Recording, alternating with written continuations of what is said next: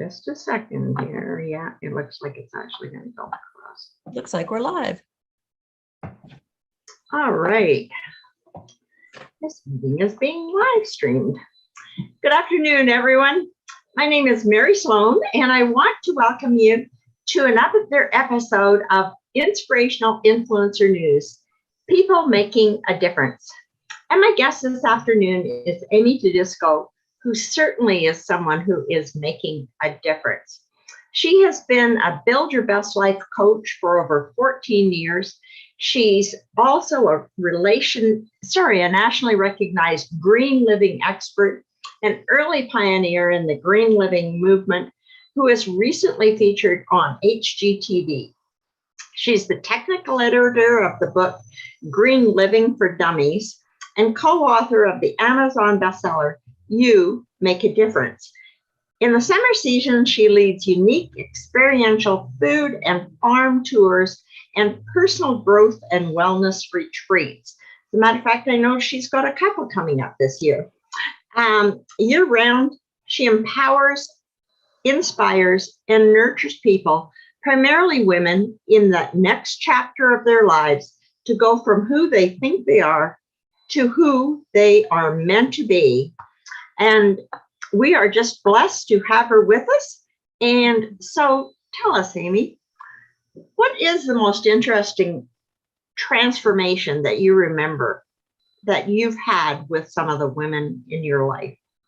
Oh my goodness. Well, there's one that stands out in a huge way from the first retreat that I did 8 years ago, which the retreat, we're actually going to do one this summer in August, but the retreat that we're doing this summer is very much the same as the one I did 8 years ago with some added features. But this one woman was a female veteran. And when she started the program, she was an alcoholic. And she talks about this in a documentary that was made. So I know I'm not, just giving any information that I shouldn't be. And so not that I did anything specific to address the alcohol issue, but through the course of this program, between the mindfulness practice, the work with horses, which was just incredibly powerful for her and the others, working on the farm as far as, planting and seeding and weeding. Weeding was such a joy for these folks, just to de-stress and to put your hands in the soil. And there's actually a health benefit from that, besides being outdoors, getting the vitamin D and fresh air. But when you put your hands in a live soil, which is what you would get on a sustainable farm that's actually feeding the soil, which means then it has microorganisms in it. When you put your hands in that soil and you breathe some of that, it actually triggers a serotonin response in the brain. That's that happy hormone. So that's kind of a neat little fun fact you can share with people. That's interesting. That's interesting. So as a result, finish the story, right? So as a result of this experience, thank you, she stopped drinking, and she is still sober 8 years later. Wow, that attributes that to that retreat. She said she'd actually been in an inpatient VA program for, I forget how long it was, but she said she got so much value out of that experience, and also just the connection to the non-veteran women, because one of the things I was hoping to create for them was a way to feel more connected back to society, because that's something that is a big challenge for veterans. And so at first they were a little bit skeptical about whether having non-veteran women there too was going to work for them, but they actually realized that it was even better, because then they had a bridge back to, civilian life in a much better way. So is veterans something like a group of people that you work with on a regular occasion, or was this something? No, it was just that first one. The whole kind of inspiration for creating the retreat came through a conversation that I had with this man who has a nonprofit called Pathways for Veterans out in California. And originally he was going to buy my online gardening course to use for the female veterans that he was working with. And through our conversations, I decided, I can do way better than selling you a gardening program. How about I create an in-person retreat? It's like, oh, that would be amazing. So that was my first sort of pilot study, I guess you could say. And then after that, no longer was I focusing on veterans. I realized that there were so many challenges that veterans are feeling that it was kind of beyond the scope of where I wanted to go with the retreat. So it was wonderful for that first season, but now it's just, regular women who are looking to, take the next step in their life, new chapter, transition, really, powerful transformation experience. But it would be pretty great for a veteran to join that. Absolutely. Absolutely. And in fact, yeah, the work with the horses that we do was based on the work of a man by the name of Monty Roberts. And he's one of the horse whisperers. I guess there's a few of them. And he still does work with veterans, actually, helping them heal from the experiences in the military. And he also works with corporate people. But the whole process that he designed is called Join Up. And you spend time in a round pen with a horse, and in my case, with my wonderful horse trainer, horse whisperer friend, Peggy. And she helps the person direct that horse around the outside of the circle and move them back, right to left, so that they're not choosing which way that they go, that the person is choosing.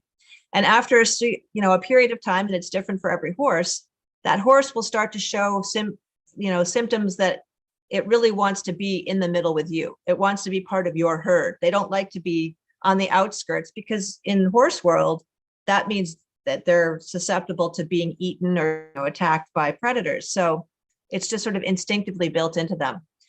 So at that point, when you see the signs where they drop their head and they're licking and chewing, then you turn around and you put your back to them and you drop your hands, because you've had a lead rope in your hand to spin it to get them to move. You drop and you relax, and then you wait for them to come and decide whether they want to join up with you. And I've not seen one not do it. So you'll feel this breathing on the back of your neck, and then you turn around and, you pet them and you congratulate them for coming over and being a part of your herd. And then there's this incredible bond.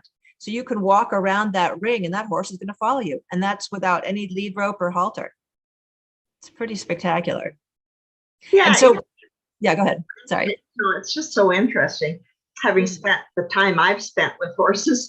I've had many horses on lead ropes, and, horses that I had on lead ropes without lead ropes, because they were used to being lunged. And I had horses that I actually could point them to jumps if I wanted them to jump without, me having to jump on them. Wonderful. With them and Yeah. there. And they're amazing animals. Absolutely. Well, and one of the things that I love about them and why I integrated them into these programs is because they are really like a mirror for us. They help us understand how we show up to the world.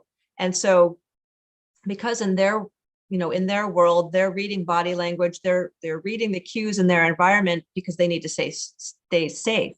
So if one horse is on alert, then they're all on alert, because they realize something's going on. So in the case of working with humans, they can sense your blood pressure rising and falling, and your breathing, your heart rate. They can really kind of sort of telepathically know what you're thinking. And so what's been fascinating is when I've seen women who have a lot of stuff, thoughts going through their mind, they can't just relax. Oftentimes the horse will walk to the other end of the round pen, like, okay, I'm not really feeling comfortable with you right now. And so there's all kinds of neat things that people learn about themselves through working with horses. Amazing. All on the ground. So is that part of almost every retreat that you have with people? It is. It's kind of like one of the signature pieces of the event. Yeah. And the horse is brought by another person, did you say?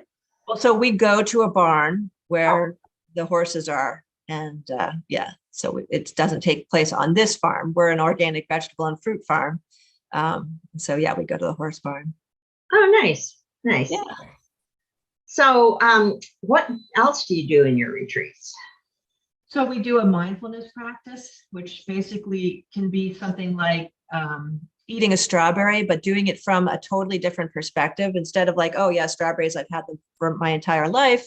This time we're eating a strawberry as though it's the first time you've had it. And you're, very slowly taking a bite, and you're feeling the textures, and you're smelling the scent and tasting the different flavors of it in it tastes incredibly different than when you're just kind of mindlessly eating, right? And another favorite mindful activity would be walking in nature. And oftentimes I have people do that silently and then bring a journal and take notes and observe things. And again, with that sort of childlike view. And it's amazing how you can tune into your body and learn so much more about yourself when you're being mindful.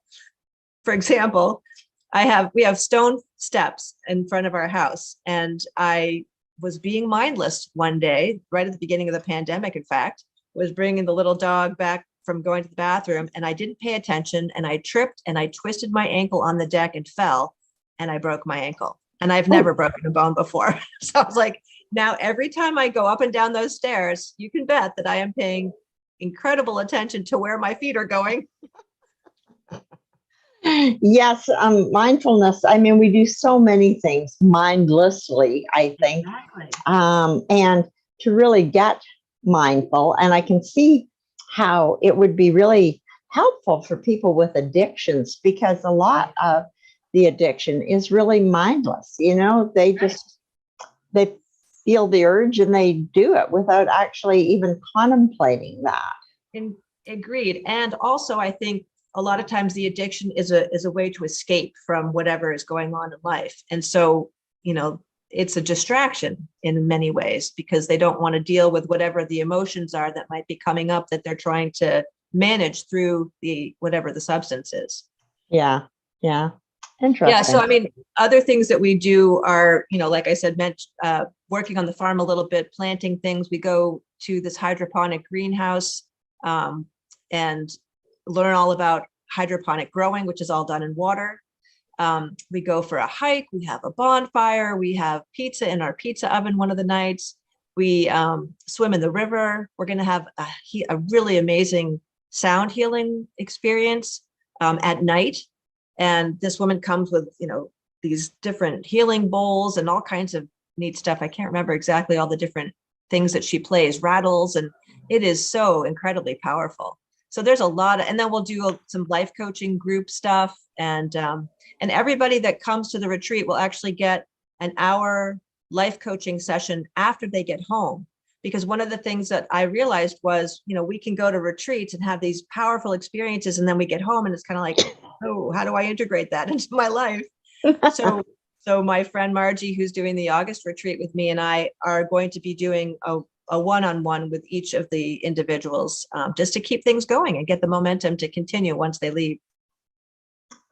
That's great. Do they come with any kind of intention in mind, or just to kind of get away? And I think it's probably different for each person, but ultimately they're looking to, you know, sort of refresh, restore, maybe tune in more deeply to themselves. Ideally, they're looking to make some changes. Maybe they want to change careers. Maybe they're in a relationship transition, stepping into some other chapter of their life that's different than what they've been doing. So it will really help. And you know, of course, being a build your best life coach, I'm all about helping people build their best life, whatever that looks like. So that's typically what the focus would be. That's great. That's great. So I know there's another aspect of training that you do with people a lot that has to do with visioning and vision boards. Do you want to talk a little bit about that? That would be great. Absolutely. Yes. So I developed this. It's a free virtual vision board experience. And actually the next one is coming up Saturday, May 21st at noon Eastern. And it's about 2 hours long. And it's been so much fun. I've done 3 so far. And so basically, and I think most people know what vision boards are, but in case you don't, it's really a collage of images and words that are articulating what dreams you have for your future. And I like to do them sort of 1 year at a time. So one vision board, and then I would refresh it the next year. And we do all kinds of interesting experiential stuff to kind of prepare you to put your vision board together. And so people will get started and they can either have the supplies with the poster board and cut out magazine pictures and words, or now we can do it online. So people can go to Pinterest or Canva and make an online version. But one thing that's super key about doing a vision board is you want to be able to see it every day. And the most important time to see your vision board is 45 minutes before you go to bed, because it's kind of programming your subconscious mind. And so it's really great to focus on, all those different goals that you have articulated. And that can be on, if you have health goals, if you have relationship goals, career goals, money, travel, anything that brings you joy. I mean, actually, Dave, my partner, and I have done a combined vision board together.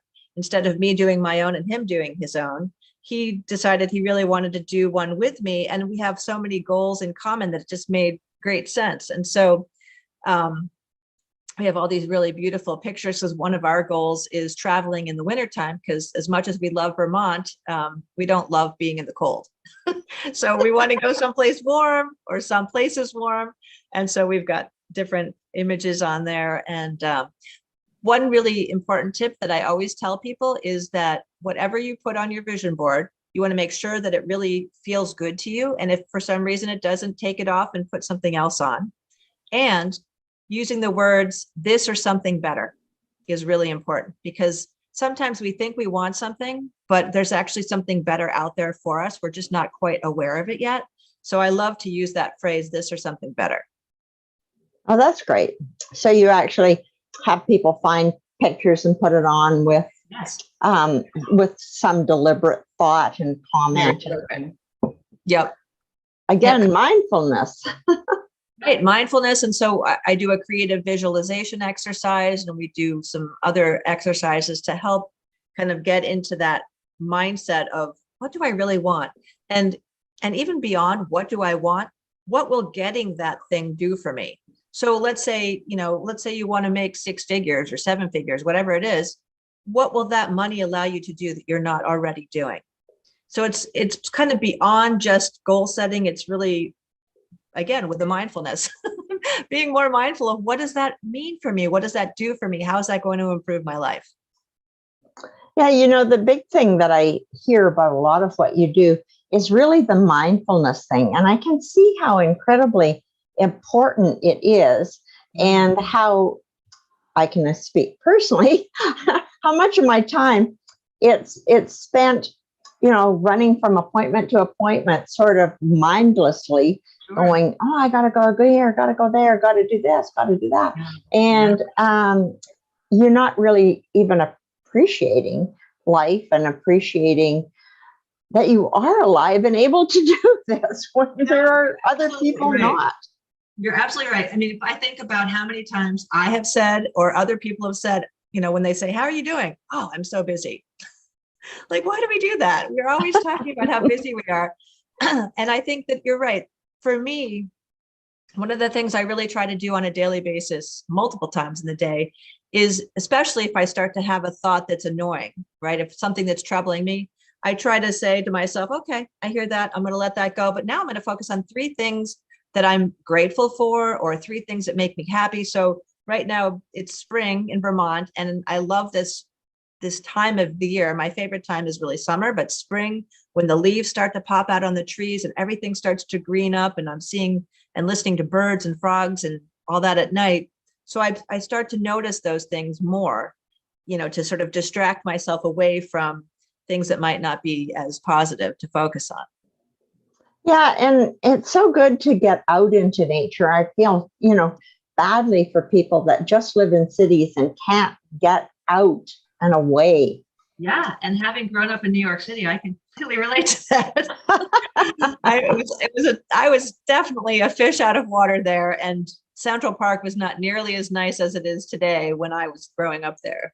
So luckily, I had friends who had country houses, and I was able to get away to a variety of different places. One of my favorites actually was Martha's Vineyard. Oh, yeah. Love the ocean. So does it really have vineyards? That's a funny question, because Dave just asked me that. Did I ever see a vineyard there? I think it must have at one time. And we were looking at the origin of where did the name Martha's Vineyard come from. And I actually discovered that the man who named Cape Cod, because of the codfish, actually named Martha's Vineyard after his daughter, Martha. Oh, yeah. Well, so maybe he had a vineyard. I'm guessing there must have been. Yeah. Because I was just thinking about here in British Columbia, we have lots of great wineries not very far away, really. And, it's been a while since we've had this huge pandemic and nobody wanted to go anywhere and everybody was scared to death, so maybe it's time for another trip to the vineyards. That sounds wonderful. It's amazing. We actually have vineyards here in Vermont. Well, I guess that's not so amazing if you have them in Canada, right? Not so amazing. Surprising, I guess. But so you have them there in Vermont, or any particular? I mean, like in the interior of BC, they specialize in certain types of wines and yes. So there is the one. So I actually have another program that I do through a nonprofit that I created, and this one is called the Vermont Farm Immersion Program. And that's where Dave and I are trying to inspire sort of the next generation of farmers or food entrepreneurs. So one of our field trips is actually to this vineyard of this man who started it when he was, I want to say like 70. It was just remarkable. And he's had it for about 15 years. And I think the grape that he grows there most often is Somerset, which is a red wine, I believe. And so I think most of the grape vineyards are wine related grapes. We tried growing a few table grapes and I don't know why it didn't really go well for Dave. So we don't have them anymore, but some of these vineyards are pretty impressive and well established. Yeah, they're beautiful in a funny way because of course they have to be kept so manicured that there's not this kind of wild buoyancy. Exactly. And it was such a weird discovery that we learned that the Japanese beetles eating the leaves of the grape plants was actually beneficial because it allowed more sunlight to get onto the grapes. Now, normally, if that happens on your farm with vegetables and fruits, it's not a good thing. But with grapes, it works well. Interesting. And, it's always interesting how different things, sort of things that can be considered tragic can be turned into positive events. Like, ice wine came from the fact in some of our climes where, it got too cold last night. Well, actually, it can be a magical time, Oh, I love ice wine. We have this incredible farm show. Well, we did before the pandemic. I'm sure it'll be back. But on one of the nights that it's running, they call it consumer night. And then all these different food and drink purveyors come and do samples. And so that's how I discovered ice wine, was actually taking samples of it at the farm show. And oh my gosh, the sweet ones. I mean, I definitely prefer sweeter beverages, except for soda, but sweeter wines and sweeter, daiquiris and that kind of thing. So that you're right, but that's a great point. Turning something that is considered, not good and turning it into like making lemonade out of lemons. Well, we were at one point in time, we moved on to a farm that we were turning into a horse farm because I said I had horses for a long time, but it had been a raspberry patch, right? And so we had some raspberries. Well, of course, we had massive amounts of raspberries. We didn't realize what 2 rows of raspberries would actually yield us when they have been professionally grown. So we made raspberry wine. Oh, that was yummy. Ooh, I bet that was delicious. Very fun. That's wonderful. Fun. Take advantage of what you can. Right. Exactly. And I love growing our own food. It's even as a city girl, I was looking, I would grow things on sunny windowsills. And then once I got out of college and lived in Massachusetts, I kind of think of that as my interim period. Any place I could get to plant anything, I did. And now, for the past 13 years, I live on this amazing 40-acre organic farm. So, I mean, and even, the chance that you have to plant things in your house or around your house or whatever, it just makes everything feel better when you can, walk outside and see wonderful things growing, Totally. Well, speaking of growing indoors, I actually just got sprouting seeds again today to make salad sprouts to add to our salads because we're really starting to feel this call to want to eat a lot of salads. And so I have my little sprouter container and I'm soaking the seeds as we speak. Well, there you go. And you can do that anywhere. Exactly. You don't need sunshine for that. Yeah, for sure. Anyway, this has all been great. Is there anything else that you absolutely know people would love to know about what you do and your retreats and your farms and vision Yeah. boards? Thank you. Yes. So I am starting two new programs, two online coaching mentoring programs. And one of them covers topics about, growing your own food, but also really making healthy choices about food and nutrition and connecting with nature. So that's one. And then the other one is around harmonious relationships. And these are two areas that I've spent a tremendous amount of time focused on in my own life, just learning as much as I possibly can. So I have some wonderful communication techniques that I've taught clients that have incredibly helped them connect with their significant people in their lives in such better ways to make their relationship so much more harmonious. So I'm just launching, excuse me as I spit, just launching those two programs. And that's on my website as well. So your website is? So my website is catalystforchangecoach.com. Can you say that again? Something really happened with sound there. I'm not sure what. Okay. Catalystforchangecoach.com. Yeah, thank you. Because when you said it before, your voice had disappeared. So it might be my internet for some reason does that. Yeah. Occasionally. Okay, so catalystforchangecoach.com. Right. And yeah, maybe you can put it in the comment section below wherever this is showing up. Yeah, we can do that for sure. And that'll also allow people, I think you said, to get on with your vision board training. Right. So the vision board experience, there's a tab for the vision board page, there's the retreat page, and there's the coaching mentoring program page. Great. And are any of the retreats available for other people, or are they all full for this year? Nope, there is still space open. Oh, cool. Yep, we can accept 12 women. And I forgot to mention that the lodging is superb. It's this really luxurious inn. It's rated #1 on TripAdvisor for Vermont, actually, called the Round Bar Inn. Yeah, everyone gets their own room and lovely innkeepers, and they get an organic breakfast in the morning before we start our day. Oh, wow. What a great place to get to hang out for a while. Yeah, it is. Oh, it's so beautiful here, especially that time of year, August. And I haven't been there, so. Oh, Mary. Sounds like a trip is needed. Sometime soon. Anyway, thank you so much for your time. We really appreciate it. And thank you so much for being someone who really is making a difference. Well, thank you so much, Mary. I appreciate it.